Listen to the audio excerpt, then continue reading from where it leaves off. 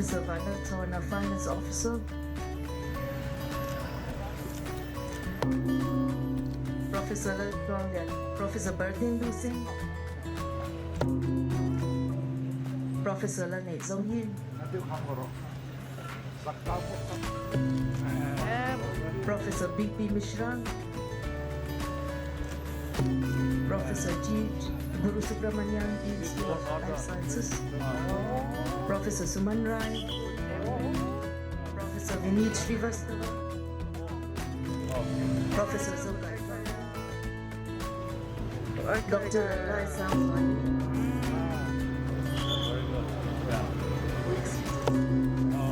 Professor Lalit Kruanga, Controller of Examinations. Dr. Alal Tadma, Dean of Students' Welfare. Professor Ladyak Diki, Director CDC. Sri Benjamin, a former registrar. Dr. Larem Siami, former librarian. Dr. Zodin Priya Patel, President Misuta.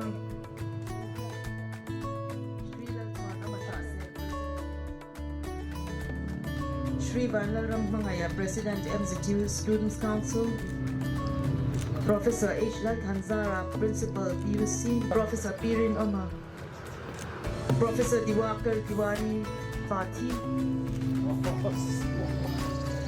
Followed by Professor Siam Kishore. Professor Siam Kishore. Thank you all. A very good morning to all. On behalf of the Vice Chancellor, Mizoram University, I extend a hearty welcome to all present on this memorable event, the commencement of the Silver Jubilee Celebration of Mizoram University. The Mizoram University Students Council Choir are requested to lead the national anthem. Let us all rise for the national anthem.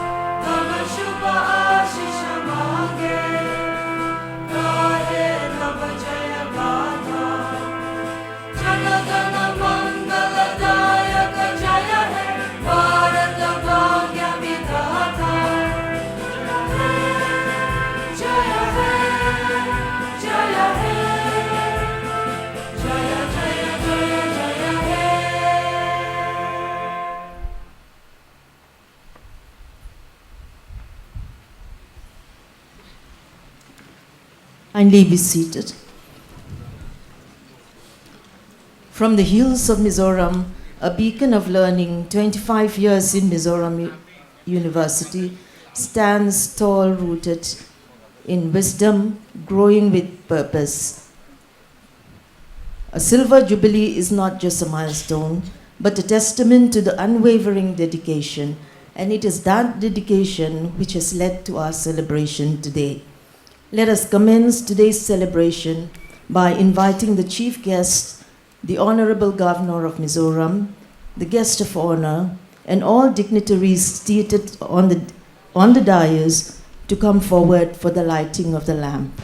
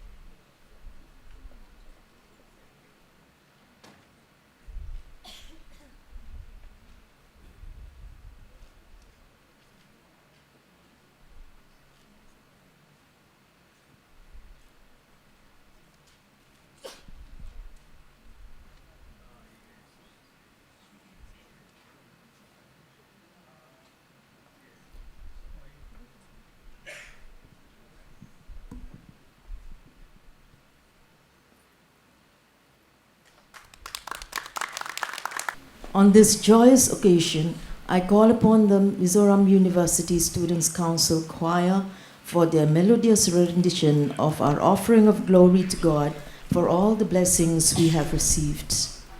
MZUSC Choir, please.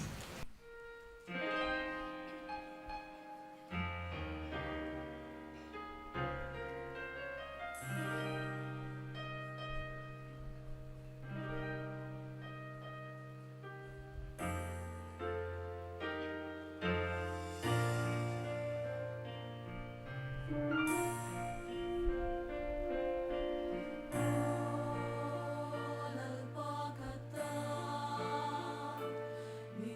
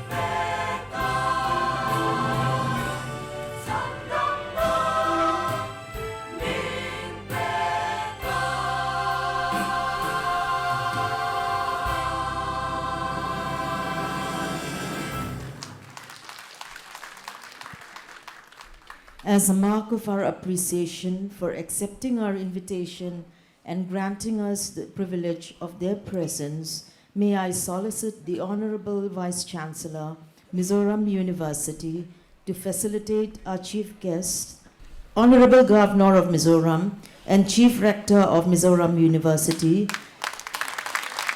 and our guest of honor, Ambassador Gurjit Singh Ji.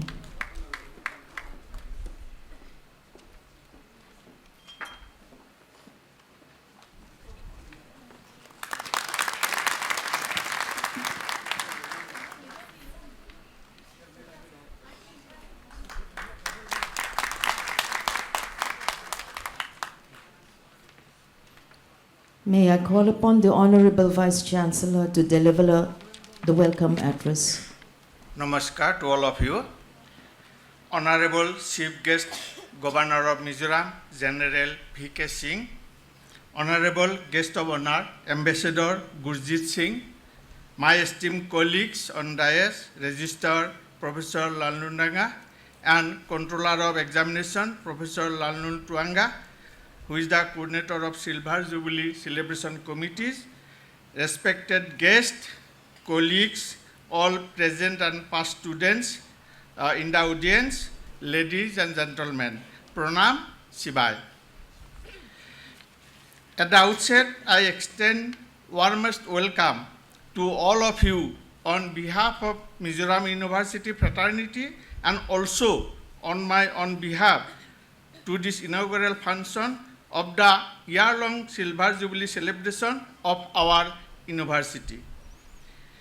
Your gracious presence in this auspicious occasion is a big inspiration to each of us in the university.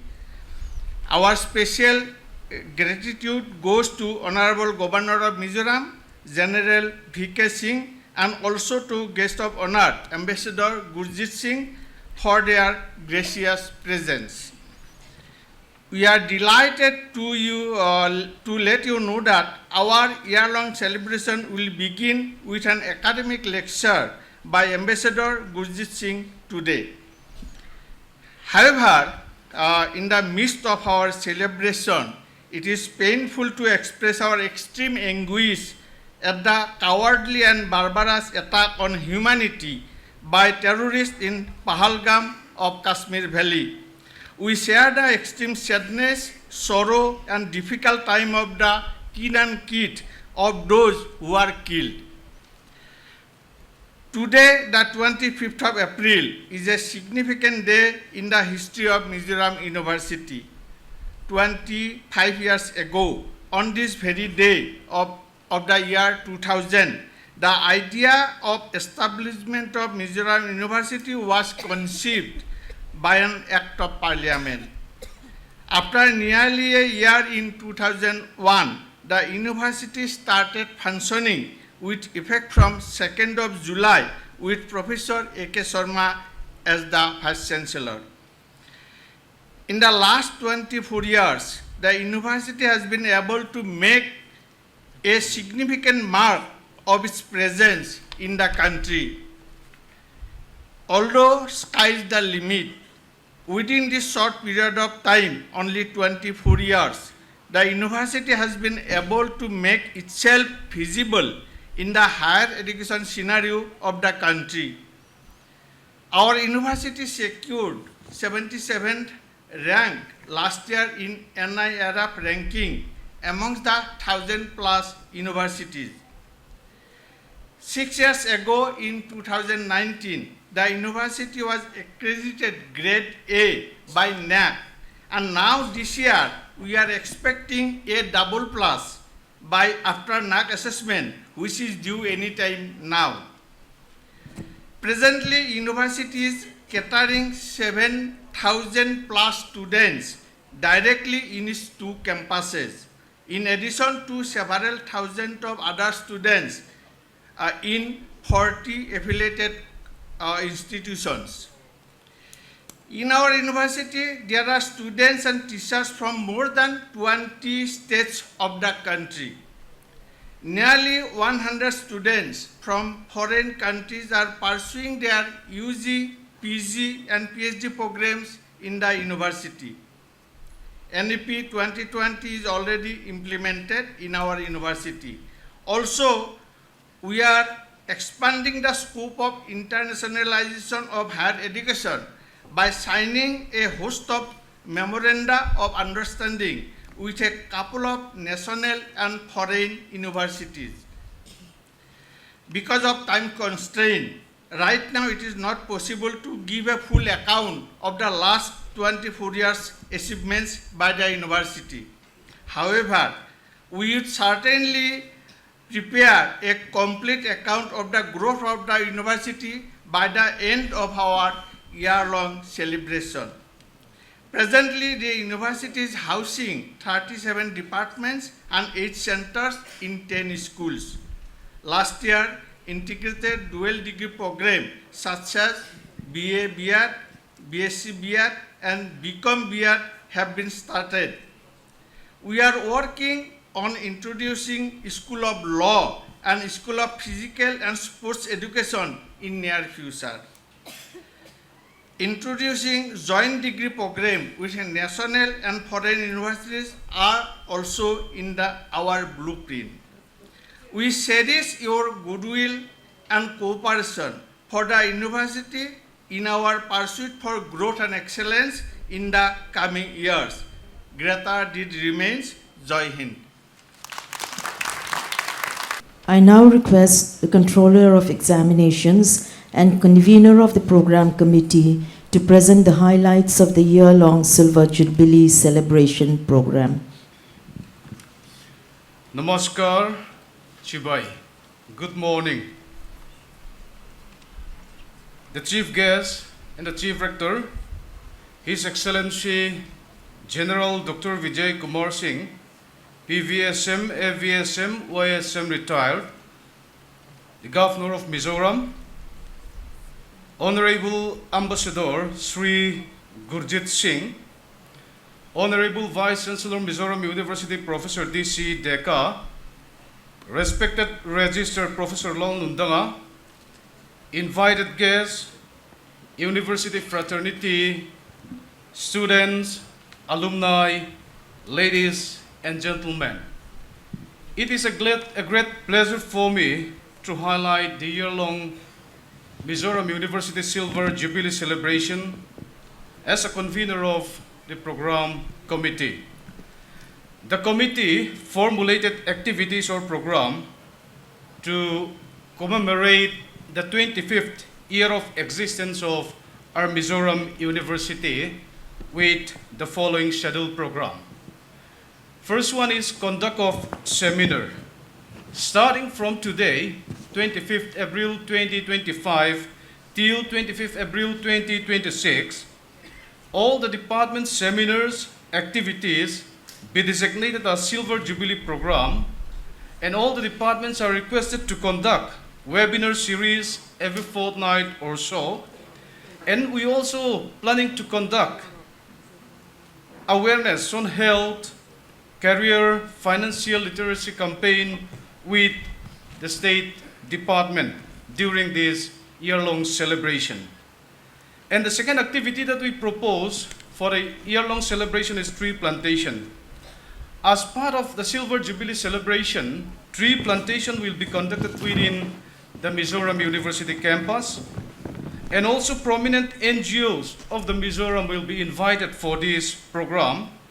And for tree plantation, preference will be given to indigenous tree species of evergreen, flowering and fruit-bearing trees. Then activity number 3 that we propose is blood donation camp. Silver Jubilee blood donation camp will be conducted in collaboration with the Red Ribbon Club of Mizoram University, National Service Scheme of Mizoram University, Mizoram University Students Council, Mizoram University Teachers Association, and Mizoram University Non-Teaching Association. Then public service. For our year-long celebration, the program committee proposed to have a free health camp for the nearby localities of Mizoram universities. Then during this year-long celebration, screening of movies in this auditorium and organization of this music festival will take place during this year-long festival. Then the cleanliness drive or the Swachh Bharat, cleaning of University Road from Ramrikon to campus, and the cleaning of our respective departments. Then exhibition. Saras Fair with the State Rural Development Department. We already discussed these issues with the State Government Department. We are planning to have this Saras Fair in the Mizoram University campus and the mock drill with the State Disaster Management Department. And traditional items of the university fraternity will be exhibited.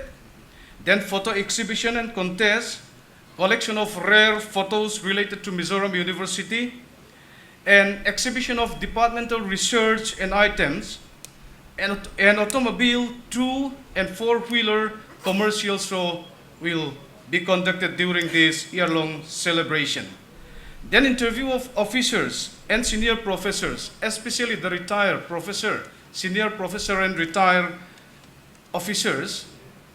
The university public relation department or public relations section will conducted an interview of this officer.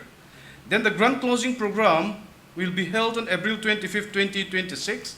So for this grand closing, we have proposed 3 days program. The first day program is exclusively for the registrar of this university, retired registrars of the university, and the second day for the pro-vice chancellor of this university, and the third, the grand closing function is especially for the retired vice chancellor of this university. Those are the programs chalked out by the program subcommittee of this Silver Jubilee Celebration Committee. So let us celebrate the milestone with joy, hope, and inspiration. Together we will continue to shape the future of Mizoram University and make a lasting impact to mankind. Greater deeds remain. Thank you. It is with immense pleasure that I request our chief guest, the Honorable Governor of Mizoram and the Chief Rector of Mizoram University, for the release of the Golden Jubilee logo and to award the winner of the logo competition, Mr. Silver Jubilee, 4th semester, Department of Mass Communication.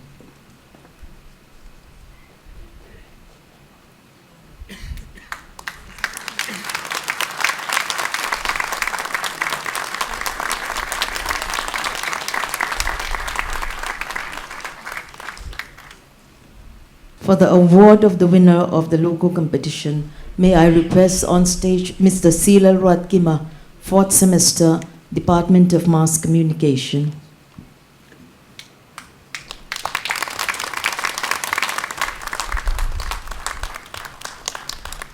The Mizoram University Silver Jubilee logo is a symbolic representation of the university's 25 years journey, marked by growth, knowledge, and unity. At the heart of the design is the prominent number 25, creatively stylized within a shield, signifying strength, tradition, and academic integrity. The stylized text bridges the traditional identity of the institution with its forward-looking vision, reflecting how the university embraces innovation and technology while celebrating its legacy. Below the number stands a torch representing the light of knowledge that the university has continued to spread across the region and beyond, empowering generations of students. Surrounding the shield are olive branches symbolizing peace and harmony, reflecting the university's commitment not only to academic excellence but also to nurturing values of unity and cooperation among diverse communities. The background showcases rolling hills, echoing the rich natural beauty of Mizoram, grounding the institution firmly in its cultural and geographical roots. Together, the logo conveys a powerful message. Mizoram University has grown over 25 years as a beacon of knowledge, peace, and progress, deeply rooted in its land and culture, and looking confidently towards the future. May I now call upon Ambassador Gurjit Singh, who has served as an Indian diplomat for 37 years, representing India in Germany, Indonesia, Timor-Leste, ASEAN, Ethiopia, Djibouti, and the African Union, and held postings in Japan, Sri Lanka, Kenya, and Italy. As ambassador to ASEAN, he played a key role during the launch of the Act East policy in 2014. A prolific writer, he has authored books on India's ties with Japan, Indonesia, and Germany, including a comic book and YouTube video that creatively explored India-Indonesia relations. An expert on the Indo-Pacific and Asian affairs, he frequently comments on ASEAN, the Act East policy, and regional dynamics. He is currently working on a book which in fact has been completed, covering the first decade of the Act East policy. Ambassador Singh is an honorary professor at IIT Indore and chaired the CII Task Force on Trilateral Cooperation. He actively promotes social impact investment in Africa and Asia. It is a great pleasure that I now invite our esteemed Jubilee speaker, Ambassador Gurjit Singh, to take his time on the rostrum.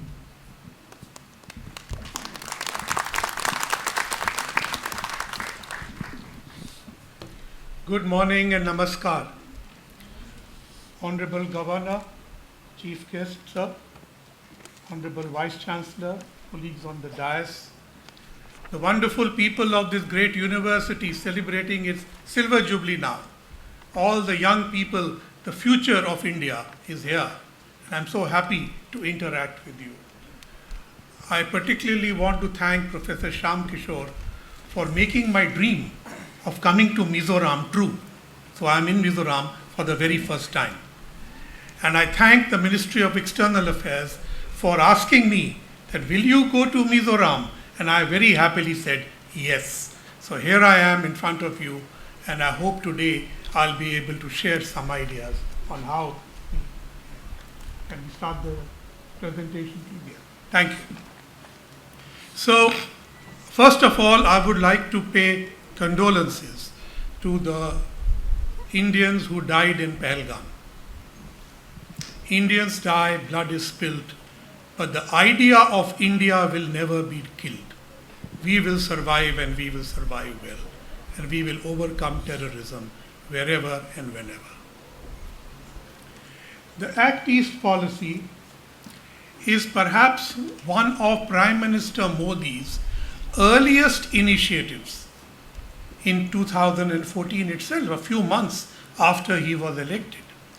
It is therefore also one of the best surviving policy of his.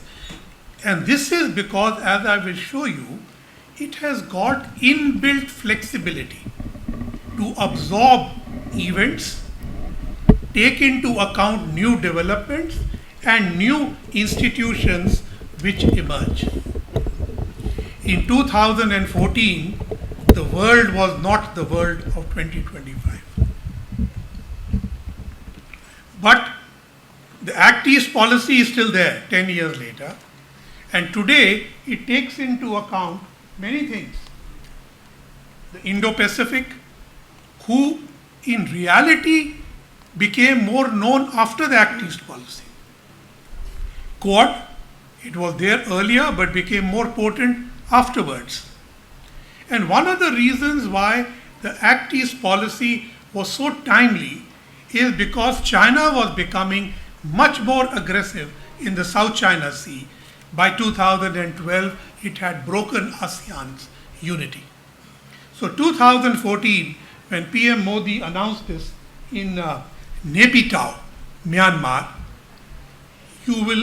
this was the time when ASEAN looked to India and said, what will India do to balance out this big dragon called China? The world has changed so much that Myanmar, which was meant to do the ASEAN summit next year, will not be able to host it because of their internal contradictions. So the world changes so much. The world always changes, please remember that. It is not that the world is changing more.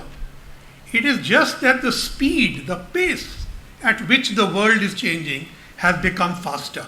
So there are many more changes in 1 year, 2 years than they used to be in 10 years earlier. Other day at an event where the External Affairs Minister was speaking, somebody asked him, do you have a 50-year policy? I was joking with the person. I said, we can't even think it out till December. Look at the way technology changes. Look at the way internal dynamics of countries change. Therefore, you cannot really say that I will have a fixed policy. In 2000, when your university was founded, the internet was in its infancy. And today, artificial intelligence threatens to run us over.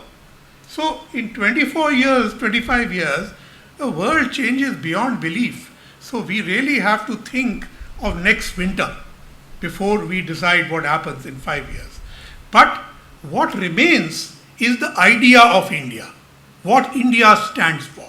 And that is what ASEAN values.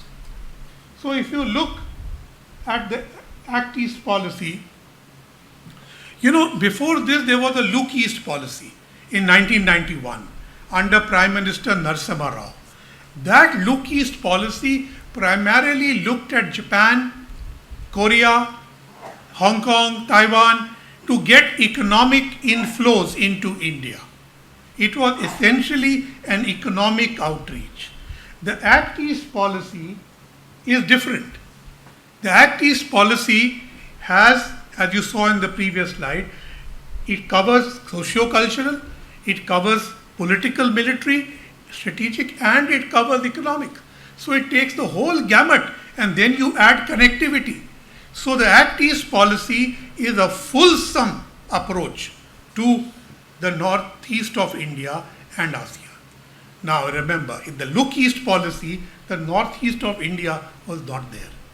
In Act East policy, northeast of India is very much there, and when Honorable Governor was the minister, he firmly made sure that all the policies which were being implemented, particularly with Myanmar and Thailand, would include the northeast, and his Ministry of Donor played a very useful role in making sure that the Act East policy succeeded to that extent.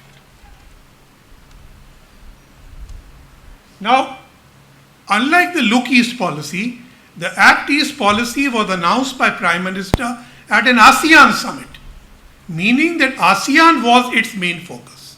ASEAN has 10 countries. Originally it had 5. Malaysia, Singapore, Thailand, Indonesia and Philippines in 1976. Then in 1984, Brunei became independent and Brunei joined them. But the remaining 4, Vietnam, Laos, Cambodia and Myanmar, only joined between 1995 and 1999. And Timor-Leste, the 11th, will join now. Now, if you look, the sectoral partnership with ASEAN, India had in 1992, the dialogue partner in 1996. Now this is before the CLMV, Cambodia, Laos, Myanmar, Vietnam, were actually full members of ASEAN. So we are actually associated with ASEAN before them. The 20th anniversary summit was in Delhi in 2012. Important to note because that is the time ASEAN became the strategic partner of India. And then in 10 years' time, in 2022, ASEAN India became comprehensive strategic partners. So they became comprehensive strategic partners because there was the Act East policy, which, as I explained to you, was not only economic, but it covered the whole gamut of relationship with ASEAN and beyond. Thank you.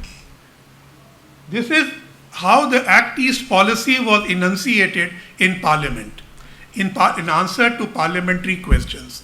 The first one is an answer Honorable Governor gave as Minister in the Ministry of External Affairs on what Act East policy is. And now you will see how comprehensive it was. You see, it has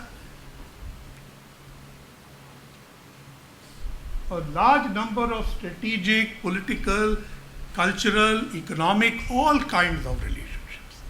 So this is what you call a whole of government approach with ASEAN, which is at the core of the Act East policy. India and ASEAN have got 30 dialogues on various subjects, and more are being created. But, next please.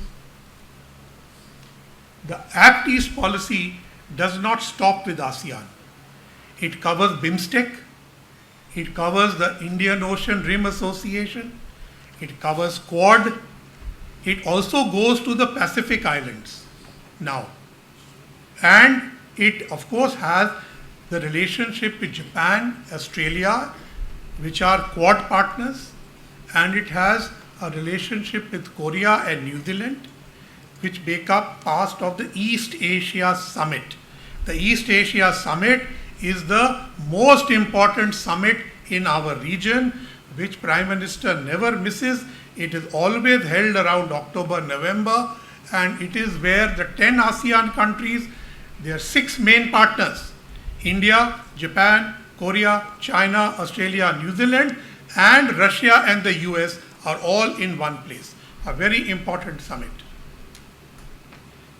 Now, one of the focal points of the Act East policy is this connectivity. And I'm sure this interests all of you in Mizoram, because you are also part of this increased connectivity. So as I said, the Act East policy brought in India's northeast into the matrix. So it also is important to note that in 1997, Myanmar, which has always been our neighbor, became a member of ASEAN. So therefore, you could have a connectivity policy with ASEAN, which would include Myanmar and Thailand, the 2 countries which have land bridge to India. All other countries have a maritime bridge. And since Myanmar is a border to you and to several northeastern states, this neighborly policy became part of a wider Act East policy. Sorry. This is one back, please. Yes. There is a master plan on ASEAN connectivity. So we try to work with them, under which we have 2 projects. And that is the trilateral highway between India, Myanmar and Thailand to connect Moreh. Moreh, I think, is in Manipur, right? With Mae Sot in Thailand, 1360 kilometers. And the other one is the Kaladan multimodal project, which starts $500 million, starts in Kolkata and goes to Sitwe. Sitwe is in Myanmar, but in Rakhine state, you know, Rakhine, where the Rohingyas come from. And from there, now we may go to the next slide, please. Here, you see from Kolkata to Sitwe by sea, and then go up to Paletwa by rail and road, depending when it is connected, and then to Zorinpuri, and you can see the highway of 129 kilometers is being constructed over there. Then you see where it enters, Mizoram. So the purpose of the Kaladan multimodal highway, whole transport corridor, was to provide better connectivity to Mizoram. And through Mizoram, you see the red arrows, it goes to Manipur, it goes to Assam, and it goes to Tripura. Now this was true Act East. India working with Myanmar to provide more connectivity to the northeast. Please see this map very carefully. because this is specially drawn for you to understand why you are so important to us. Now, I must tell you an interesting thing. While we try to work on this project and with Myanmar to say how do we develop connectivity, Myanmar has many internal problems, and not only now. They had problems then also. So each time we would start a project or start some connectivity or engagement with Myanmar, there would be internal problems and the project would stall. In those days, Bangladesh had an anti-Indian approach. So working with Myanmar was actually an effort to bypass Bangladesh. But when Myanmar settled down and Bangladesh settled down, 15 years, we had good relations with Bangladesh, we started developing connectivity through Bangladesh. We all know of the Akhora-Agartala link. You know of the petroleum pipelines that have been built over there, and with Japan we were going to work on a port project, and there would be many things happening with Bangladesh. But today we are in the unfortunate situation that neither Myanmar is stable nor Bangladesh is stable. So this project and our policies, so again I go back, could we have predicted this in 1997? No. So we have to continue dealing with all this in the flexibility of the Act East policy and deal with whatever situation comes our way. Next please.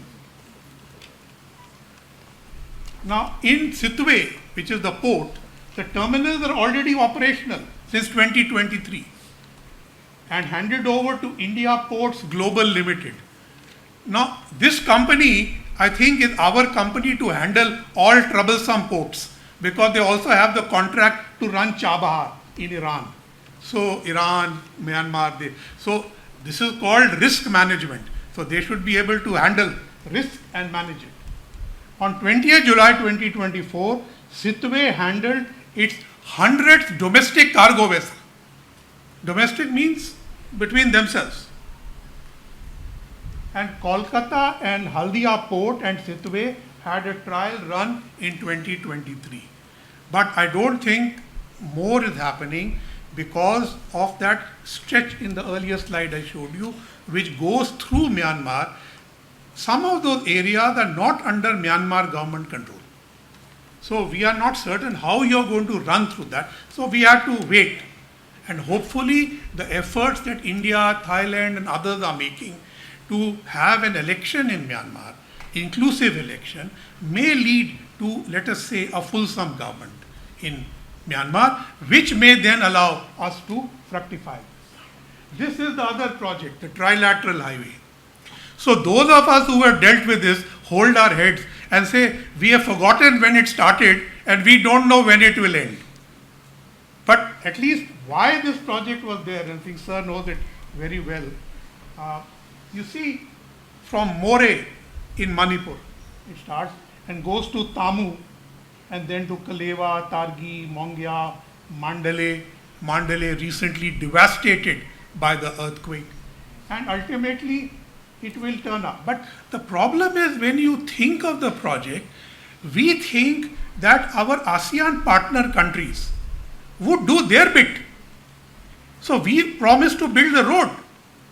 Originally, we were not supposed to build the bridges, but there are 69 bridges which need strengthening. So those also have come on our lap. Then there are many culverts. And the biggest problem is that when you build a road, you need economic activity around it. So Thailand and Myanmar should have thought about what economic activity will be done. But nothing much was done, so it was left to India to think of economic zones, capacity building institutes, skill development along the path where youth could be trained and put into important use into the economic zone. Next please. Now, the Act East policy has been very generous. ASEAN, by the way, 7 ASEAN countries per capita GDP is more than India's. But yet everything India pays. You can see ASEAN India Fund, ASEAN India Science Fund, Green Fund, SPV for connectivity and infrastructure. There's hardly any ASEAN contribution to this.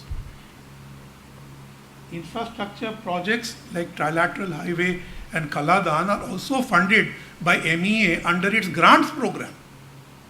So we ask ASEAN, and in my book I've written a lot about it, that why don't you contribute? They said no. Like you, we have got 9 other partners.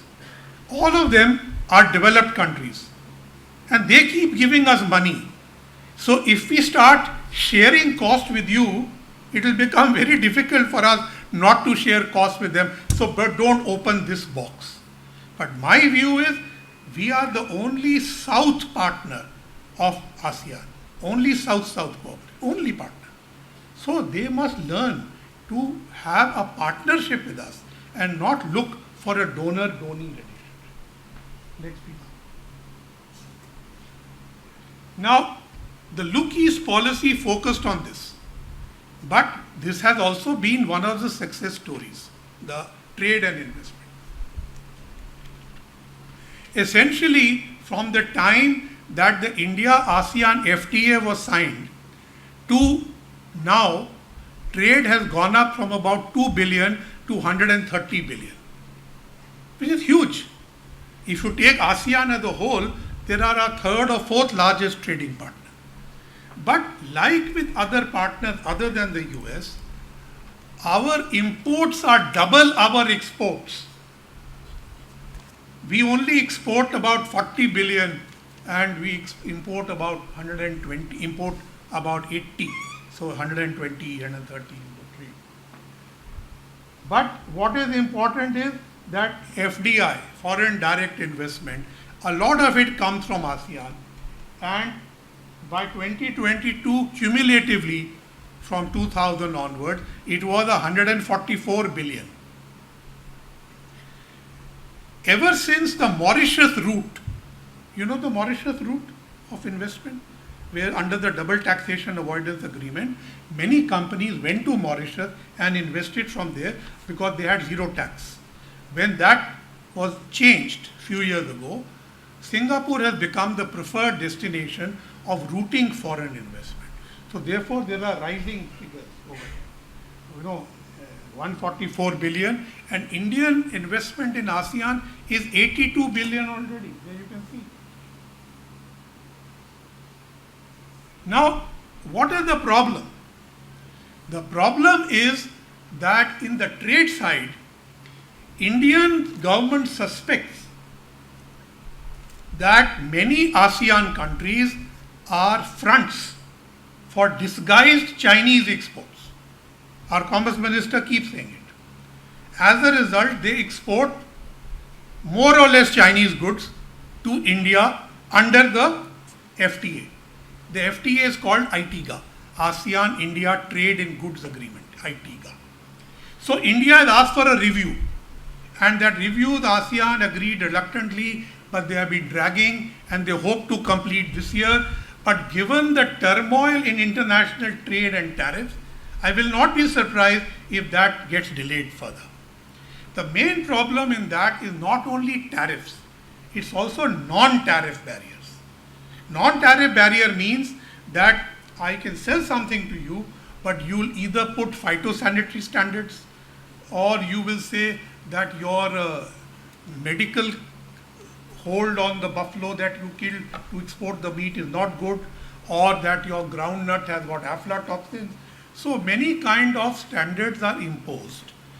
And ASEAN in turn thinks we do the same to them. But considering that our exports are half their exports to India, it is very important that non-tariff barriers be removed and greater value addition in ASEAN should take place. But also please remember that a very large amount of imports from ASEAN are actually coal and palm oil from Indonesia and palm oil from Malaysia. These are our major imports, which Indian industry cannot do without. Many of our coal-fired power plants run on Indonesian coal. And much of our consumer industry runs on palm oil from Indonesia and Malaysia. So I've heard many people say that we should reduce this, but having been ambassador in Indonesia, I know how industry feels. They don't think we can reduce it because the demand in India is so high that they need to import these items to sustain India's energy and consumer demand. The second aspect is the development of value chains. Next, please. Yes, ITGA, I mentioned ASEAN-India Trade in Goods Agreement. Value chains. A value chain is, let's say, grow pineapple, or let's say avocado. I grow avocado in Mizoram. Okay, I take it to Assam, and by the time it ripens, and then I put it on some mode of transport and send it to Calcutta for sale. That is the value chain. When you have a regional value chain, then you have components built into it. For instance, pineapple can be grown somewhere, cut somewhere, processed somewhere, and canned and exported. Makes a value chain. Same, I can show you here. The iPhone 16 is assembled in Chennai and shipped globally. You know, under the PLI, this is one of the big success stories. Because if you notice recently, when the US put new tariffs, there were large amount of shipments of phones by Samsung and iPhones from India to beat those tariffs. Because we have such huge production which has actually shifted from China since COVID. Now the global supply chain has components sourced from South Korea, Germany, Cambodia, Japan into that. Samsung in Greater Noida, near where I live, they assemble phones using parts from India, Vietnam and China. The Panasonic Chennai plant integrates components from Malaysia and India. And automobiles, Honda, Toyota, Hyundai in particular, they are the best users of ITGA. You know, under ITGA, after 5 years on certain products, the duty became zero. These companies were the best prepared, ready. Okay, zero, let's start exporting. So, no, please go back. Yeah. So what they did was, they produced like Toyota, you know the Toyota Innova. So there is a similar car in Indonesia. Some parts are made there, some parts are made here, and then sent across duty free and integrated. So you get economy of scale to produce similar cars. Hyundai does that, Honda does that. So this is called a regional value chain, because this is only looking at India and ASEAN, using the FTA between us. And the key benefits of this are job creation, air cargo is better utilized, and logistics activity goes up, and stronger manufacturing ecosystem. These are the advantages of which emanate from a value chain, but a value chain requires an FTA. Without an FTA, they will go somewhere else. Next. Now if you look at India's trade with ASEAN, this is from 2010 to 24. All the ones in red are where we have deficits. All the ones in yellow, we have surplus to deficit. Our surplus, we had a surplus, converted to deficit. And green, there's only one, Philippines, where we have a surplus. But that is because Philippines hardly has any trade with us. We look at the small trade. But even Cambodia, Laos, Vietnam, where we had used to export so much, we are lost. This chart is the crisis of Indian manufacturing. We do not have enough to export competitively. And unless Indian industry picks up its competitiveness, you are not going to be able to even challenge ASEAN. because they are getting investment from Japan, from China, from Korea, from Taiwan, and we are trying to get it. We are getting slowly, but not as much as them. So, in my view, as soon as the ITGA revision is done, India should accept more value chains with ASEAN of joint production, of working together, and that will benefit both economies. And this is especially true today because with the American tariffs, developing countries must learn to do more with each other rather than look at only developed markets who will keep imposing new things on you and disrupt globalization. But we and ASEAN can do much, much more together. And there I think we have made a mistake of not working more. This is the time to do that. And that is why the Act East policy is so important, to put more life into value chains of this. Now, people-to-people connectivity is very important. In ASEAN, and we also know Ramayana, Mahabharata, Shah Rukh Khan, all very popular till today. Nobody forgets them. But times change. People remember them. But today, Korean pop dominates ASEAN's young people. The name of that ASEAN girl would be Draupadi, but she is only dancing Korean pop. That is the reality in ASEAN countries. Now, this people-to-people connectivity, the Indian government has done a lot. You know, we have got network of think tanks, we have got exchange of parliamentarians, media exchange, student exchange, eminent persons, lecture series, special training for ASEAN diplomats at Foreign Service Institute. We have a track 1.5 Delhi dialogue. And in the last few years, under Act East policy, we have started giving 1,000 scholarships to ASEAN scholars to go to IITs. And from last year to as agricultural fellows. But it is so difficult to get them to come.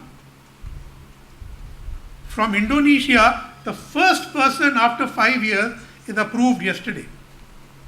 So we are not able to fill those 1,000 seats after 4 years. And agricultural fellows, same problem. But where it is looking up is tourism. Since 2015, we have bilateral air services with almost all members. And I think 16 ASEAN airlines fly to India. Today you ask any Indian, where are you going? I'm going to Vietnam. So there are direct flights from so many Indian cities to so many Vietnamese cities. So, next please. You see number 5. Now we have direct flights to all ASEAN member states except Laos. Even Philippines, Brunei, everybody has a flight. And in 2023, 4.2 million Indians went to ASEAN countries for tourism. 4.2 million. Because they make visas easier, flights are faster. But we only got 750,000. Now, we need more work at the non-governmental level. You cannot leave it to Government of India to keep doing this. Because that is not, they have set the framework. You know, in a recent survey carried out by the Yusuf Ishaq Institute in Singapore on state of Southeast Asia, they do it every year. Among 10 partner countries of ASEAN, India consistently ranks at number 10. Where do I want to visit? I even go to Australia, Japan, EU, wherever. India last. Where would I like to send my children to study? India last. Despite all these offers. So the perception battle needs to be fought better. And there we need more youth exchanges, engagement between civil society, private sector to build. So many Indians go to Vietnam, but Vietnam does not promote so much. But we have Buddhist circuits, we have many circuits. Why don't we promote them more? You know, I was in Turkey in December, and there were busloads of Indonesians who, by the way, are all Muslim. And they were all visiting Roman ruins in different parts of Turkey. Now, why can't they come to India and see other things? Oh, we never thought about it. Nobody told us. Nobody promoted. That is where the problem lies. And now this is beyond the Act East policy. This is where action is required by the private sector. Now, next please. Now I come to the defense and security, which is the most potent part of the Act East policy, because before the Act East policy, we rarely talked about this. Now it has become robust. So there are 3 straits in ASEAN around Indonesia: Malacca, Lombok, and Sunda. This is where all the traffic of the sea lanes goes. If we block them, China gets starved. If China blocks them, we get starved. That is why the South China Sea is very important, because of these straits. The South China Sea, since 2012, China claims as its own. It is not the China Sea. That is why we have this concept of the Indo-Pacific, that it is not yours, it is everybody's. And that is the contention between China and the Quad on what the South China Sea should be. ASEAN prefers quiet diplomacy with China because they have a lot of economic engagement, investment, trade. They don't want to upset that, but expects its friends like India to speak loudly. After years of reluctance, ASEAN finally agreed since 2018 to discuss maritime security with India. Next, please. Now, India has got coordinated patrols with 6 ASEAN countries around the Malacca Straits. So we don't enter the Malacca Strait, but around them, Indian Coast Guard and Navy, Indian Special Forces, Indian Army battalions with their Ghatak platoons all have regular interaction with ASEAN countries. Exercises are both bilateral and multilateral. In 2021, ASEAN introduced their outlook on the Indo-Pacific, and we introduced the IPOI, Indo-Pacific Oceans Initiative, and in 2021, we signed an MOU to work together on that. India and ASEAN held combined exercise in 2023. Raksha Mantri met all ASEAN defense ministers on the sidelines of the ASEAN defense ministers meeting in 2023. So that jinx has been broken. Now we deal with them. HADR is a major area of cooperation. HADR means humanitarian assistance and disaster relief. Typically, it is a part of soft power, but it is normally carried out by Army, Navy, and Air Force. You know, you saw Myanmar earthquake, the NDRF went, but who took them? The Air Force, the Army Field Hospital. So it is a multi-dimensional India's security approach, but it is a soft approach. If you remember 2004 tsunami, the speed with which India reacted, it told Japan, Australia, and the US that India is a power to reckon with. Even today, there are Indian ships all over the South China Sea, and whenever there is a crisis, these ships are always the first responders. So we pride ourselves that on HADR, India is among the first responders under the Act East policy, and this, I can tell you, is one of the biggest gains of the Act East policy. Because HADR also comes under dealing with non-traditional threats. It is not anti-China, it is anti-climate and dealing with those situations. Next, please.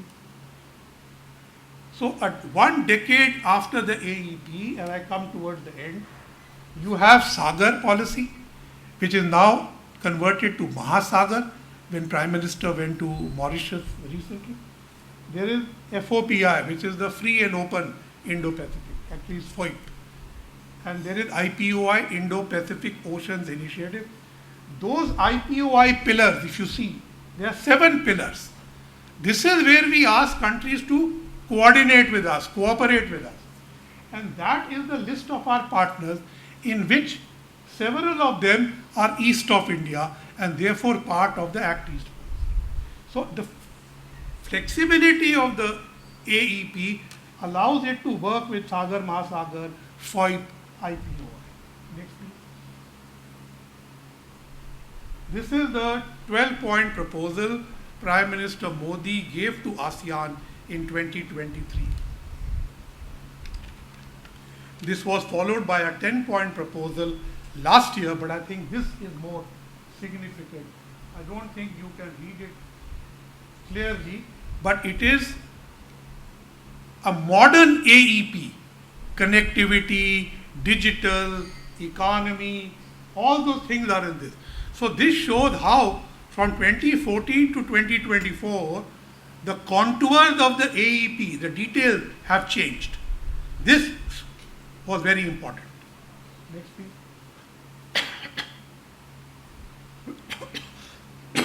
Excuse me. Where are we now? A dynamic decade of the Act East policy impacted by global shocks. Thanks to the flexibility of AEP, India absorbed them well. The AEP became a great shock absorber. Economic and strategic gains outweighed external disruptions. Please remember, in 1971, Bangladesh crisis, the US fleet sailed through the South China Sea, past the ASEAN countries, and tried to come to the assistance of Pakistan. Today, the Americans are on our side. It is the Chinese we are worried about. This is how much their life has changed. Enhanced logistics connectivity, including faster cargo movement and improved payment system. You know, UPI is used in so many ASEAN countries now. And Prime Minister repeatedly offers digital connectivity. And this is because we have the means to challenge China in ASEAN on digital connectivity. And that is why we talk about it, not saying it is not Chinese, it is saying it is ours.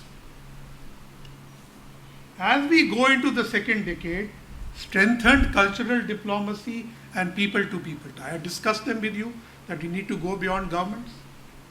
The completion of the ITGA review and revival of services trade, FDI facilitation to boost regional value chains, deepening ASEAN-India digital economy, joint efforts on global challenges, climate action, green infrastructure, maritime security.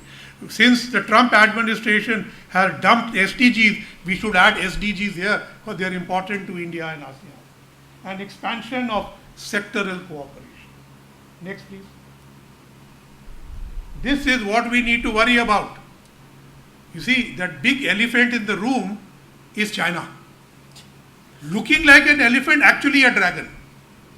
And all the ASEAN countries think that it is the Indian elephant. It is not. The Indian elephant is a benign fellow. He is not going to blow fire on you. So that is the problem with this cartoon. Finally, an aside. Next. This is the launch of the RCEP 2012, Regional Comprehensive Economic Partnership, which India joined on that date, but 7 years later,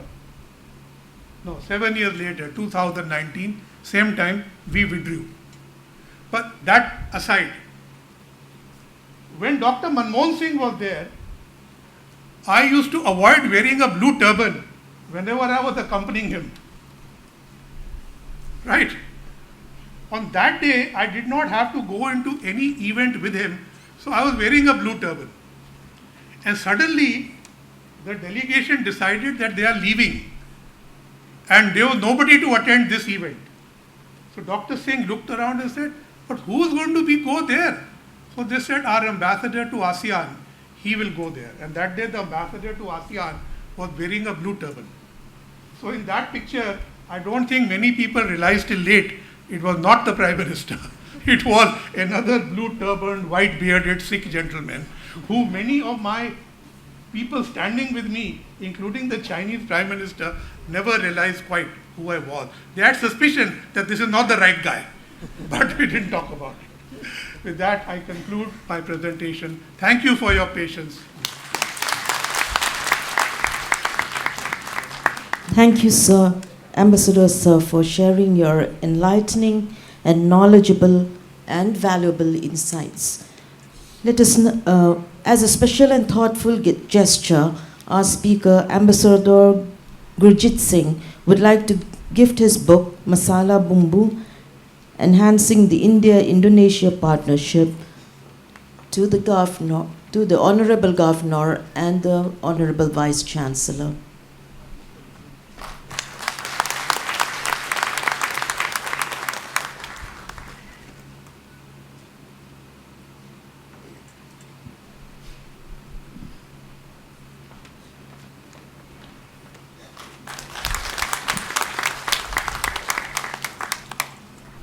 Let us now go through the milestones that the university has achieved with a slideshow from the Public Relations Cell of Mizoram University. Nestled in the serene hills of Aizawl, Mizoram University stands as a beacon of learning, peace, and progress. Mizoram University was established by an Act of Parliament on 25th of April 2000 as a part of the historic Mizoram Peace Accord. The university began its journey on the 2nd of July 2001. It is spread across a sprawling area of nearly 979 acres of land on a lessee base given by the state government of Mizoram on the scenic outskirts of Aizawl, offering a tranquil environment for academic pursuit. Prior to the existence of Mizoram University, the Northeastern Hill University, NEHU, with headquarters at Shillong, was operating a campus in Mizoram. Headed by a pro-vice chancellor, the NEHU campus in Mizoram operated with 7 pioneering postgraduate departments: economics, education, English, forestry, Mizo, psychology, and public administration.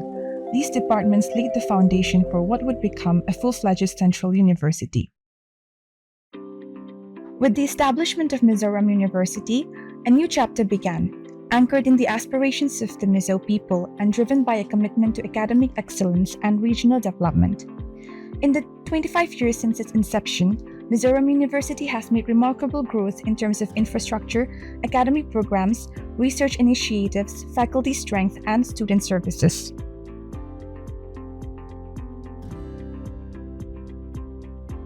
Mizoram University has consistently upheld its standards of academic excellence. It was accredited with an A grade by the National Assessment and Accreditation Council, NAC, both in 2014 and 2019. Since the launch of the NIRF rankings by the Ministry of Education in 2016, the university has regularly featured among the top 100 universities in India, except in 2021.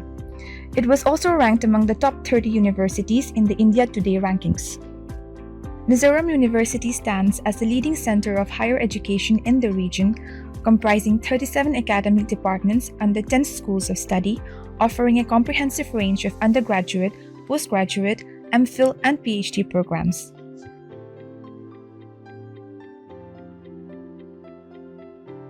A major milestone for Mizoram University is the establishment of Northeast Science and Technology Center, NESTC, a DRDO Industry Academia Center of Excellence, DIACOE.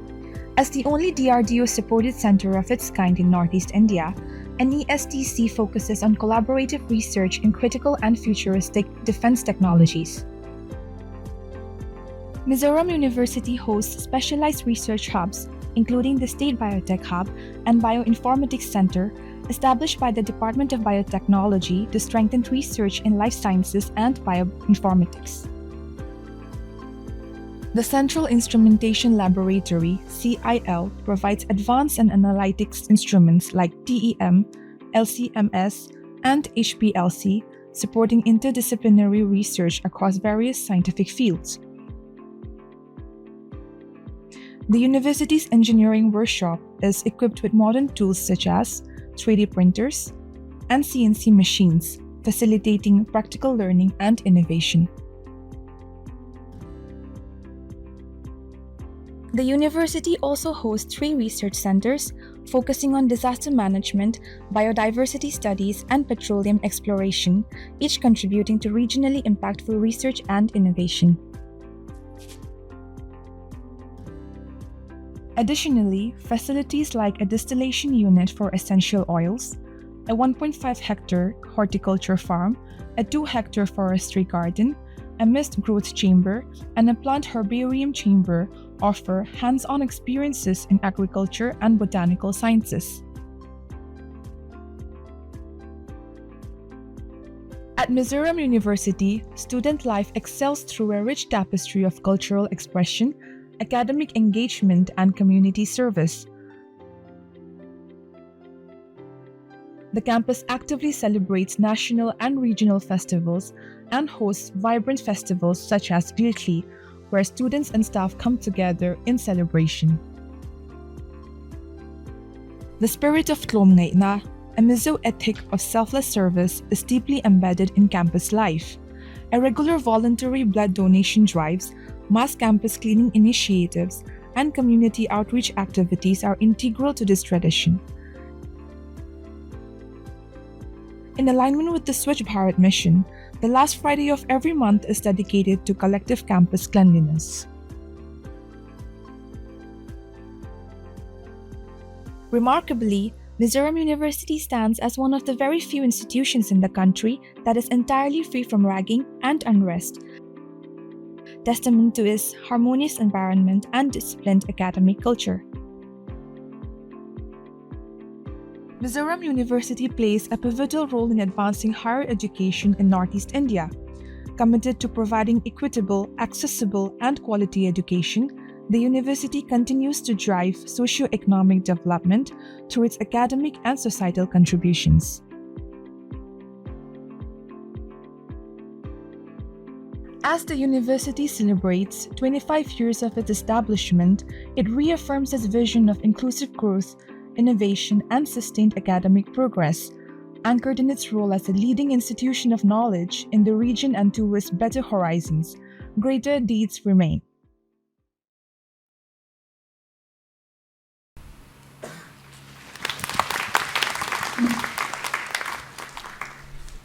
The current Governor of Mizoram, Honorable General Dr. Vijay Kumar Singh, is an honor graduate of the Defense Services Staff College, Wellington, and also a graduate of U.S. Army Rangers course at Fort Benning, USA, and USA Army War College, Carlisle, Pennsylvania.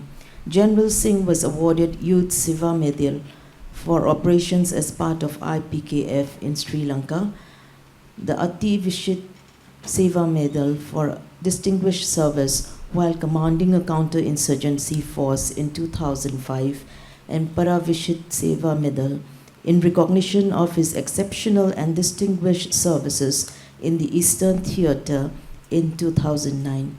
He was the Chief of Army Staff on 31st March 2010 and retired on 31st May 2012.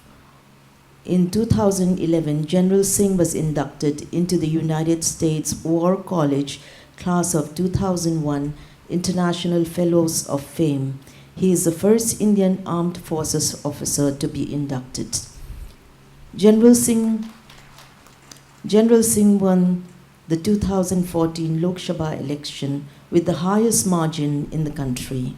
He was entrusted with the responsibility of Minister of State for External Affairs, Minister of State Independent Charge for Donor, and Minister of State for Overseas Indian Affairs.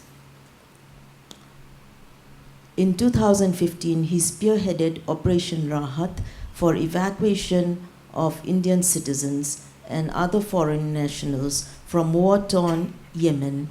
In 2016, he led Operation Sankat Mochan to rescue Indians from South Sudan. In 2018, he led efforts to locate missing Indian workers in Iraq at a time when the country was fighting ISIS.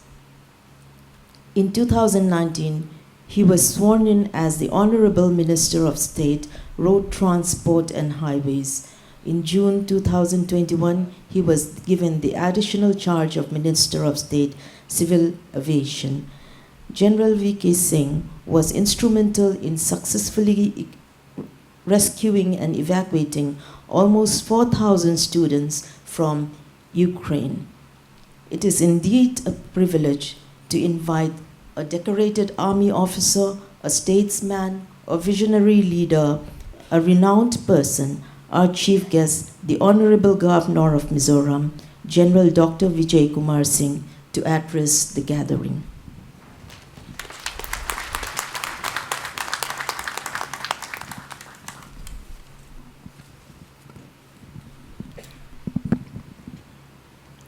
Before I start, there are two things which have happened, and I would like you to join me in paying our homage. One for His Holiness the Pope, whose funeral takes place tomorrow, and the people who are killed in the terrorist carnage in Pahalgam. May I request you all to stand up and observe a minute's silence with me.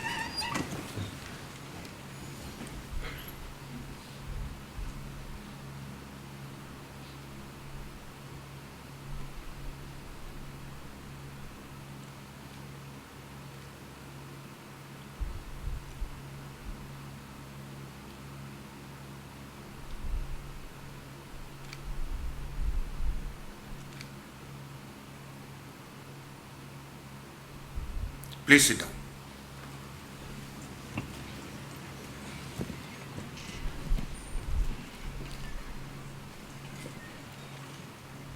Chibai, Namaskar. Good morning to each one of you for your kicking off the various programs for your Silver Jubilee celebrations. We have Professor Decca, the Vice Chancellor, our honored guest today, Ambassador Gurjit Singh, whom we heard and who very effusively explained various things of the Act East policy, and he has been in that area for quite some time. The registrar, the faculty, the staff of Mizoram University, all our distinguished guests, students, invitees, and the media persons who are present here. It's certainly a pleasure to be once again coming to the university, and this time more so because you are kicking off your Silver Jubilee celebrations, various events associated. And as I listen to the programs that you have worked out for your Silver Jubilee year, I think it speaks very well of the university in trying to not only celebrate but also to give back to the community around you. My very best wishes for it. It's 25 years is always a very big milestone in anybody's life. And for a university, I think it is more so because you are the ones who are trusted and tasked to ensure that you imbibe values in the students who come to you. And I think these 25 years have seen a great amount of work that has happened in the university. And I extend my warm greetings to all those who have gathered for this, all those who are going to attend the various programs. And I think you all did a big thing by calling Ambassador Gurjit Singh so that you could kick off your celebrations by getting an expose on what is around you and maybe give you ideas as to what you can do to ensure that you make use of it. What I see in the university, and I came for your convocation too, is a community of bright, motivated, disciplined students who have come from different places to be part of this university. And to take from here commitment for excellence so that you can go and do well. It is your unwavering faith in the power of education that has helped Mizoram University reach this proud milestone. Both the faculty and the students have worked very hard for this particular thing. And as Governor, it's my privilege to witness firsthand the important role Mizoram University plays for the growth of higher education in our state and in our region. I have been party to see the progress that you have made over a period of time. I've had a visit earlier when I was not associated with the university. I came here for a seminar, and what struck me at the first look was you are in the most beautiful place. Most beautiful. Maybe you don't appreciate it. It is only the outsiders who come here who realize how a university campus can be beautiful. Over the past 25 years, you have developed wide range of academic programs across a broad discipline, broad spectrum of disciplines, be it sciences, be it humanities, social sciences, various professional courses, and this shows a clear vision to provide diverse and inclusive learning opportunities to all those who come here. I'm also encouraged by the university's effort to build a supportive and well-equipped environment for the students, for the faculty, and for the staff. Without this, a university will never do well. And the modern facilities and digital infrastructure, whether it is plus the housing, scholarships, sports amenities, even childcare support, all these contribute towards a vibrant academic community. A university, if it wants to do well, these are must-haves, and I'm very proud to say that you have created these. You should be equally proud. I look forward to see the university continue to grow and serve as a beacon of learning and for opportunities for the people of Mizoram and for all those who come here from other states of India. You have been accredited as given out by our Vice Chancellor, A grade by NAC, consecutively achieved this position in the top 100 university higher education institutions in the NIRF ranking since 2016, and you stand among the top 30 universities in the India Today rankings as also second amongst the 8 central universities of North India. I think you should give yourself a big hand. There is a very impressive teachers to student ratio, 1:10. I don't think very many universities can boast of it. It's something which enhances teaching, it enhances learning, it enhances the further progress that a student can make. 91% of the faculty have PhD or higher degrees. I think not many universities can match you. And you have 84% of your teaching posts filled. Again, something to be very proud of. And where the students are concerned, I would say you have a highly disciplined community of students. Their elected council conveys an environment of responsibility for maintaining a ragging-free academic environment. And that is what the VC also said, and it is something to be really proud of. If you can create an environment which is ragging-free, where a student can come without fear and learn without fear and go back from here enriched with what you have provided the student. And the most impressive things about the university is the environment you offer both in physical setting and academic spirit.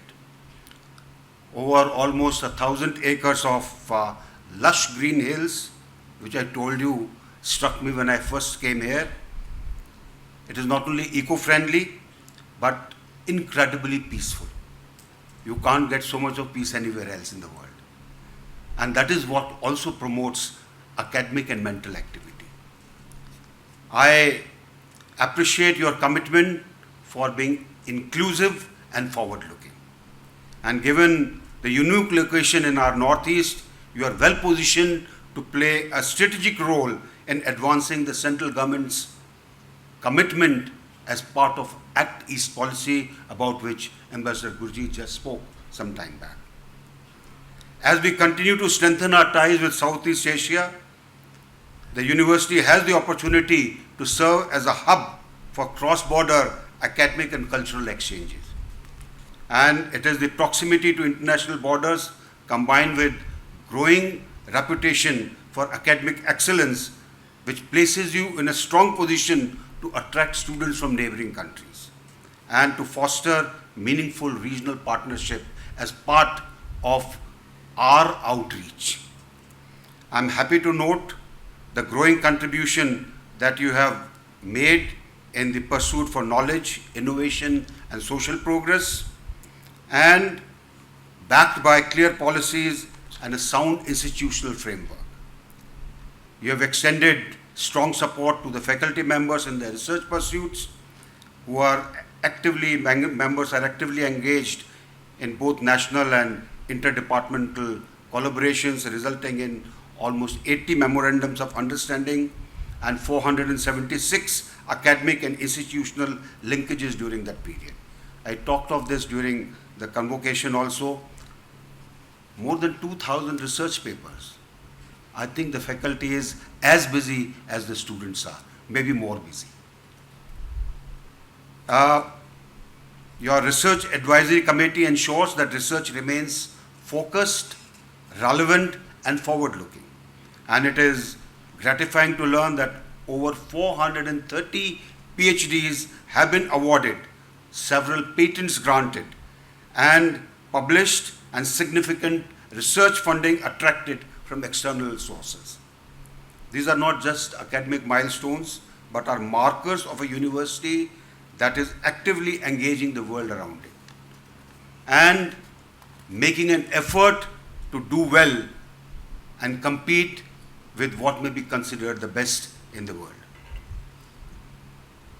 Whether it was addressing climate change in hill ecosystems, whether promoting sustainable agricultural practices, improving access to healthcare, or exploring better connectivity solutions, all these have formed part of your research effort and shows that university is grounded in reality and wants to show its impact on the ground towards the community that is all around it. This is the kind of education we need, where you can transform what is in the classrooms, in the lecture rooms, onto ground, into what the community wants, into what you can do to improve the area around you. We had a very insightful lecture today by Ambassador Gurjit. I've known him, and that is why when he handed me the book, I said I should say Terima Kasih, because this is the first time I met him in Indonesia. He's, in nutshell, in very concise format, put out things which will make a difference. And I think we should look at what we can do. Whether it is seeing as to how Kaladan fructifies as fast as possible. The road on our side is complete. We are having problems on the other side. I'm sure we will find a way to have it completed so that we are through right up to Setwe. The trilateral highway also, because of the bridges that were not thought of earlier, and it's the difficult terrain through which this trilateral highway has to go. Once that comes through, it will make a difference. In any case, even what exists today without that highway, we were able to put a car rally through right from India to Thailand and Vietnam. And that is the kind of connectivity that will come through. And just imagine the possibilities that will open up for you. He spoke of tourism. A state which has 6 sanctuaries, each better than the other, if it doesn't do enough to attract tourism, I think then we are failing. We have a great potential. Great potential. You can be the hub not only for people coming from Southeast Asia, but also from mainland India. And I think the economy, the boost that it will get is something unimaginable. But we have to work for it. And I would like you all to look at it seriously, because there is so much that can be done. Today, you stand as a shining example of how an institution can transform lives and uplift communities by providing equitable, accessible, and quality education. You have not only shaped individual lives, but have also contributed meaningfully to the progress of our communities. And in recent years, you have made significant strides in combining academic learning with skill development, ensuring that students are prepared not just for exams, but for the real challenges of life. Exams only test you for what you have learned. Your actual challenge comes when you go out to work, when you go to different environment. And I think there's a great scope. All that is needed is a little mind change. And that mind change is, I can work anywhere away from home. The day you cultivate this mind change, the state will be one of the most progressive states. You have that talent, you need to exploit that talent. And as we mark this Silver Jubilee, let us renew our shared commitment to support and strengthen this institution so that it may continue to grow, to serve, and to fulfill the promises it has kept. In these celebrations that you do, please keep it in mind. Thank you very much. Kalome, Jai Hind.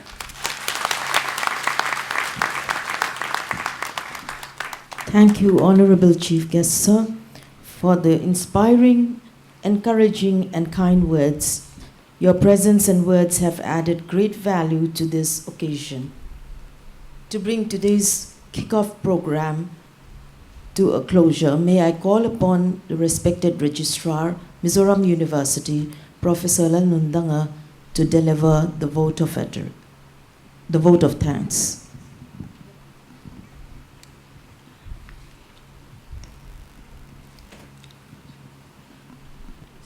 The Honorable Governor of Mizoram and the Chief Rector of Mizoram University, General Dr.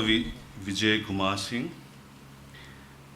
and Honorable Ambassador Sri Gurjit Singh, and Honorable Vice Chancellor Professor Dibakar Chandra Deka, esteemed guests, and members of the Mizoram University fraternity. It is indeed a great pleasure for me to propose a vote of thanks on this memorable occasion of the university. So I'd like to begin with offering our sincere gratitude to the Honorable Governor of Mizoram and Chief Rector of Mizoram University for accepting our invitation and gracing the occasion as a chief guest despite his busy schedule. So sir could make it, and we are greatly grateful to our chief guest today for your word of appreciation and a thoughtful and word of encouragement. Sir, we are really grateful for your presence So being the chief rector of this university, we expect you more in the days to come. And we wish you all success, not only guiding the university, but heading the state of Mizoram. I would also like to extend our sincere thanks to our guest of honor, Honorable Ambassador. Your esteemed presence and inspiring lecture have made our celebration more special and memorable. Thank you, sir, for taking the time. And I especially thanks to the Ministry of External Affairs for sending a person like Ambassador Gurjit Singh. They have rescheduled their plan of visit here in Mizoram University because of our request. Actually, the original plan was the lecture should be conducted yesterday. But since we are celebrating our Silver Jubilee and also this Foundation Day, we requested the Ministry of External Affairs to postpone it a day so that we could incorporate in our celebration. We thank you so much to the Ministry of External Affairs as well. And I would also extend our sincere gratitude to all our esteemed guests, the former Vice Chancellor, the former registers, professors, other officers and staff, for your leadership and unwavering support, bearing all the hardship, but this is not in vain. You made it this university as it is now. We just heard from the chief guest as well as from the Vice Chancellor. Your valuable contributions were put on record. Your presence here today really makes the difference. Our honest gratitude goes to all the members of the university fraternity who have contributed a lot for the development and success of the university. Now Mizoram University is becoming one of the notable functioning university among the central university in the country. This is all because of your achievement. And as we celebrate our Foundation Day, and as we begin our Silver Jubilee Celebration, let us rededicate ourselves to achieve a greater height. Greater deeds remain. Thank you all.